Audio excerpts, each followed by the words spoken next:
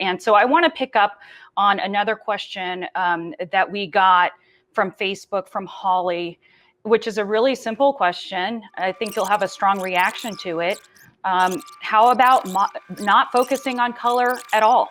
How about leaving race out of the workplace and that conversation?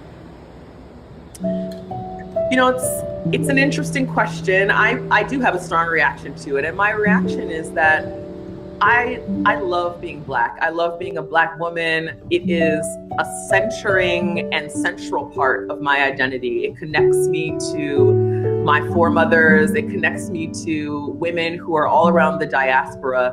And it's a really special and cherished part of my identity. I want people to see it. I want people to appreciate me because of it, not in spite of it.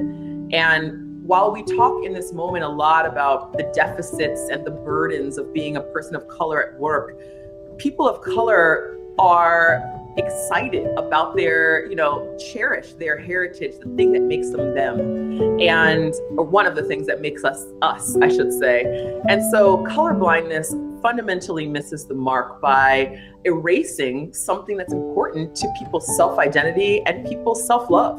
And that's not the way to navigate through relationships. It's not the way to navigate through building community, but rather seeing me more fully and understanding the lens through which I see the world, or at least making an attempt to do that, is what matters to me. And I want to just, emphasize that is the job that people of color have done our entire lives. Like, we know a lot about what it's like being white in America because we've watched television our whole lives. We've been presented with literature in our formal schooling that has given us a huge understanding of whiteness in this country and Eurocentric topics more broadly.